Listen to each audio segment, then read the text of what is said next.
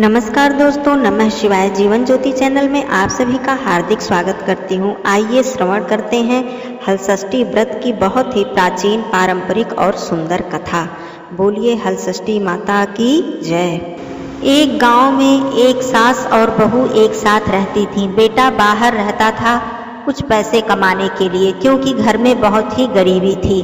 दूध और दही बेचकर बहुत ही मुश्किल से गुजारा हो पाता था।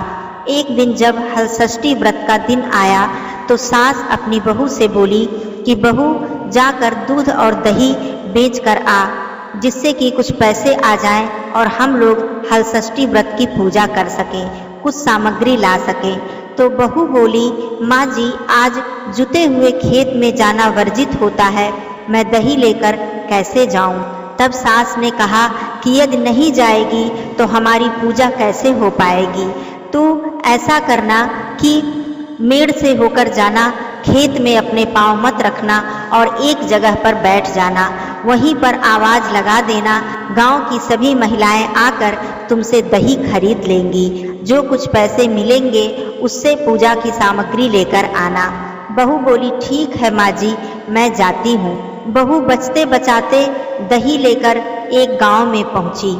गांव में दही बेचकर वह जब वापस आने लगी तो उसे रास्ता भूल गया, क्योंकि जुते हुए खेत में जाना वर्जित है, इसलिए वह रास्ता नहीं ढूंढ सकी।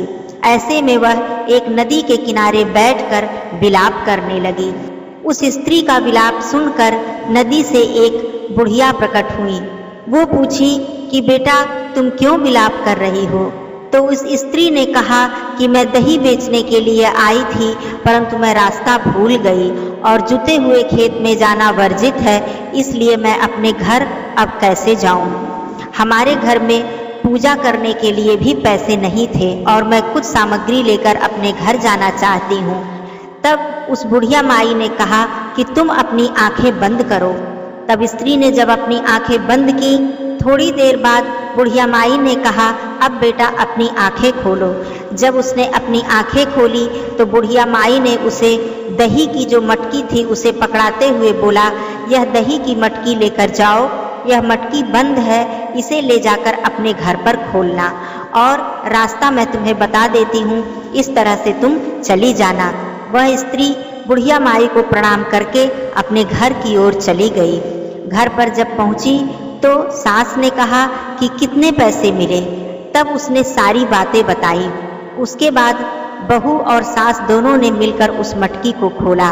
जब वह दही की मटकी को खोली तो उसमें से बहुत सारे हीरे, जवाहरात, सोना, चांदी आदि निकले। बहू और सास दोनों बहुत ही प्रसन्न हुई।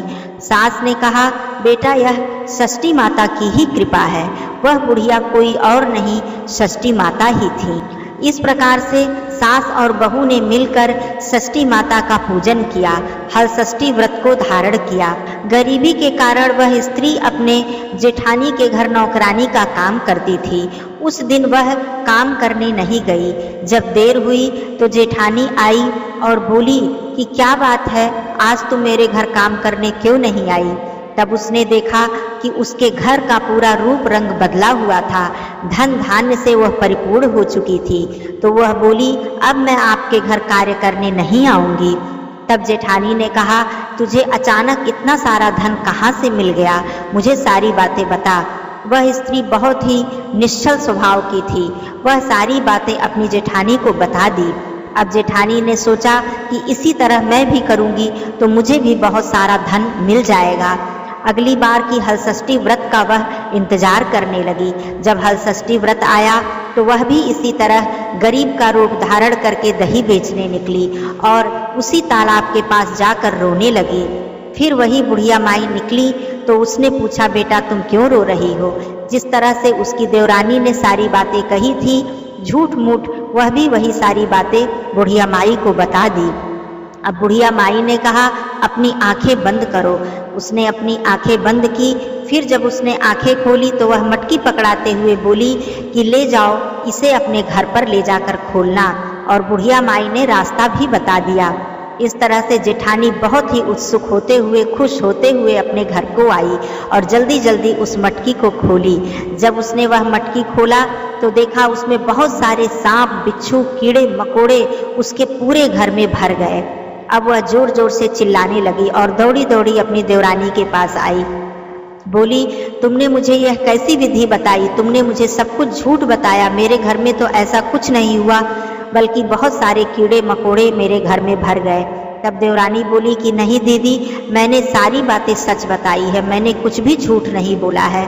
तब जेठानी को थोड़ा ज्ञान आया और वह सोची कि मैंने झूठ का सहारा लिया, इसलिए षष्ठी माता ने मेरे साथ ऐसा किया।